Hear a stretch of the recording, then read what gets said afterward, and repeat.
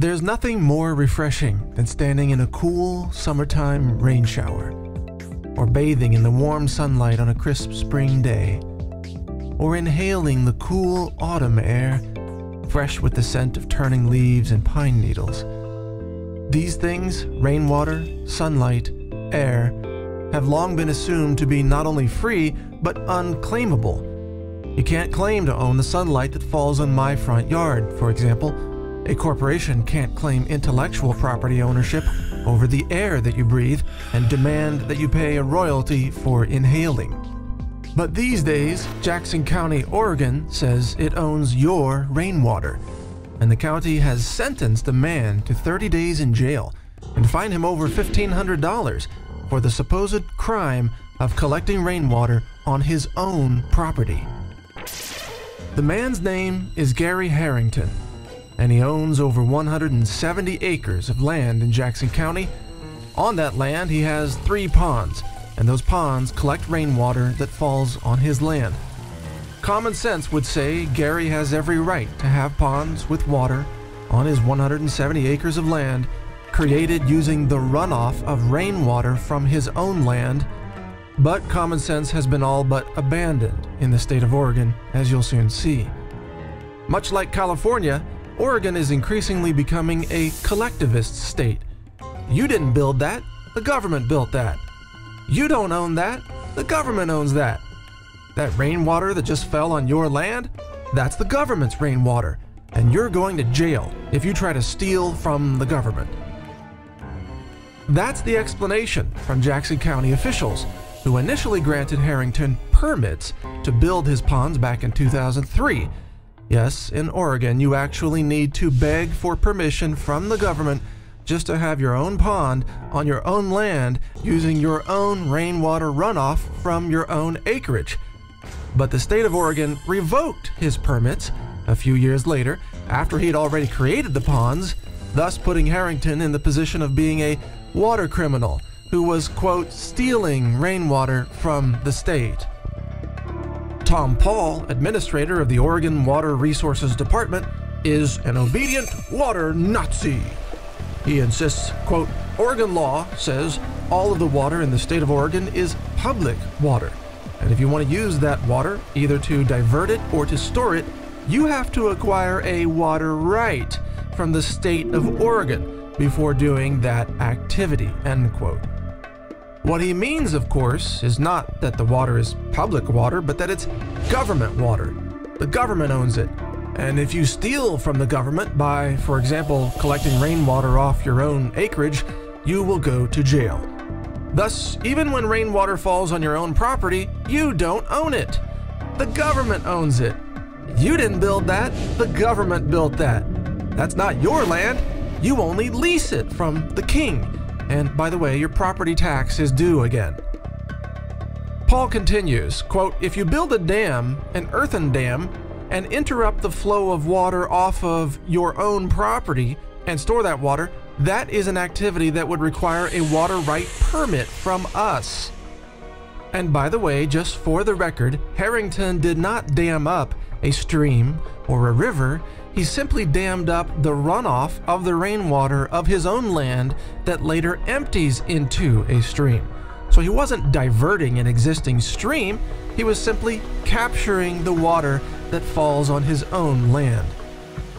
The state of Oregon openly admits on its website that you don't own the rainwater that falls on your own land. As stated on Oregon.gov, quote, under Oregon law, all water is publicly owned. With some exceptions, cities, farmers, factory owners, and other water users must obtain a permit or a water right from the Water Resources Department to use water from any source. That page also describes an exception to allow rainwater collection from rooftops, but not from a yard or a natural landscape. It says, quote, exempt uses of surface water include collection and use of rainwater from an artificial impervious surface, such as a parking lot or a building's roof. So, in other words, if Harrington had paved his fields with asphalt, then collected the rainwater, he would have been legal in Oregon. But because his fields were natural grasses, shrubs, and trees, the rainwater collection was deemed illegal. Harrington said that he will never stop fighting the government on this issue. As he says in CNS News, when something is wrong, you just, as an American, you have to put your foot down and say, this is wrong. You just can't take away any more of my rights, and from here on in, I'm going to fight it. Rainwater, it turns out, isn't the only thing that falls on your land. Sunlight also falls on your land, air resides above it, and minerals below it. If the state of Oregon already claims to own all the water that falls on your land, what's to stop them from claiming ownership over all the sunlight, too? If you erect your own solar panels on your own land, the state could then arrest you and charge you with stealing state property. All those photons you see belong to the state. Once the state declares sunlight to be community property, you instantly become a criminal for having solar panels on your house or in your yard. The collection of rainwater and sunlight are practices taught in sustainable living, permaculture, and throughout the green movement. Rainwater capture using ponds and swales is one of the most important strategies for restoring a local landscape. These rainwater capture practices help trees grow more quickly, and they accelerate the return of animal life to any region. They can even be used to restore a desert to a lush, food-producing forest. And even if you use a pond recreationally to have a paddle wheel boat or a canoe or do some fishing on it, it still benefits the local wildlife. It attracts animals, it gives them a watering hole, and it provides soil moisture around the pond that helps restore trees to the landscape. Capturing rainwater also reduces the burden on groundwater supplies and municipal water systems. Capturing rainwater actually protects aquifers and raises the value of land, which results in higher property tax revenues for the county. That Jackson County officials actually criminalize permaculture practices is abhorrent to not only the green movement on the left, but also the libertarians and constitutionalists on the right. Much like in California, Oregon County officials are lying, power-hungry tyrants who falsely accuse Harrington of, quote, diverting stream water when in reality he was only capturing water that normally flows off his own property and later joins the stream. Quote, water law is water law, whether you agree with it or not, said Jackson County Water Master Larry Mintier. In other words, the power of the state is absolute, even if the state departs from the realm of sanity. People who live in cities tend to be collectivists, and collectivists almost universally do not understand the natural world, the countryside, where food is produced. In the country, rainwater capture is a conservation technique. In states like Texas, it is openly encouraged by county and state officials. Counties actually give ranchers tax credits to build large dams that capture rainwater runoff from their own properties. In Texas, the ponds created from this practice are called tanks, and these tanks are crucial watering holes for livestock and wildlife alike. When the horrendous fires of 2011 swept through many areas of central Texas, it was these man-made ponds and tanks that served as refuge areas for dozens of bird species which fled the fires. So the very same water conservation technique that is encouraged in Texas is criminalized in Oregon, where the mindset there is so deeply infected with the delusions of socialism and even communism that the individual's ownership of his own rainwater isn't even recognized. And if the state of Oregon could claim it owns the water that falls on your land, then it can also just as easily claim it owns the air you breathe. There is absolutely nothing stopping Oregon, or any other state, from proclaiming air to be state property. If you breathe it, you owe the state money. The breathing fees will be small at first, perhaps only $10 a month, but over time they will be raised to exorbitant levels. It's a state-run shakedown, after all, and once the people become apathetic enough to allow the state to expand its power beyond all reason, there is no limit to the state's desire for total control over everything under the sun, including the sun. This is not difficult for the state to achieve. Oregon could simply pass a new law declaring all air that exists within state boundaries to be state property. Those who divert air by engaging in activities such as inflating balloons or compressing air and storing it in air tanks could be given stiff jail sentences. Think this couldn't happen? Think it's too stupid? It's no more stupid than what has already happened. The criminalization of capturing rainwater, a common permaculture practice for sustainable living. Do you see a pattern in all this?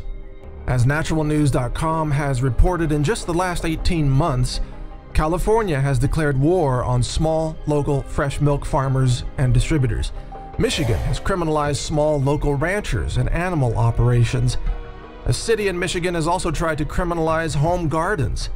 The city of Tulsa, Oklahoma sent out a destruction crew to chop down a woman's edible landscaping garden of over 100 varieties of foods and medicinal herbs. What's the pattern here? Total state domination over all resources, land, water, food, medicine, and more.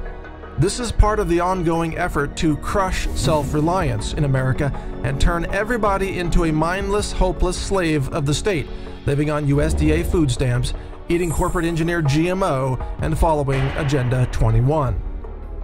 Freedom means being able to speak your mind, capture your rainwater, bask in the sun, grow trees, raise backyard chickens, homeschool your children, say no to vaccines, defend your life and property against looters and violent crime. Freedom is what once made America great, and it is the crushing of freedom which is now destroying America. In Oregon, California, Michigan, Washington, D.C., and everywhere around the world where evil bureaucrats seek total power over all of humanity, our natural divine rights are being viciously stripped away. Our money supply is being eroded at an accelerated rate. Our right to due process has already been nullified by our own president with the NDAA.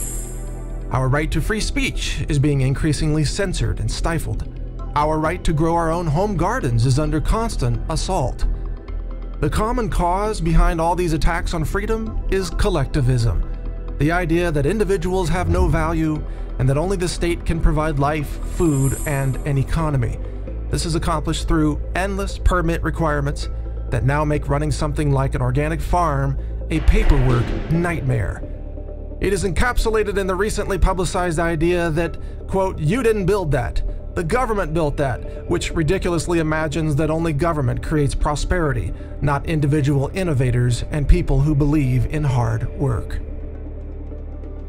With every new regulation, inspection, permit, and government burden placed upon farms and landowners, we are increasingly destroying our own futures by placing more power in the hands of tyrannical government. We are all becoming indentured servants to the state. Think you own your land? Try not paying property tax for a year. You'll find out very quickly that you don't own anything. The state owns it. You are just paying rent. Beware of collectivism. If you want to own anything in the future, your own house, your own land, your own rainwater, your own sunlight, even the air you breathe, you must stand up for individual rights of due process, property ownership, and of course, free speech. Liberty is taken away by governments and restored by people, by citizens. And if we hope to remain as free people in a free society, we must remain forever vigilant, keeping our eyes on the very government that attempts to dominate everything in our lives. Government will never give you freedom. You must seize it and then defend it. Stay informed about liberty, green living, permaculture, and more at naturalnews.com.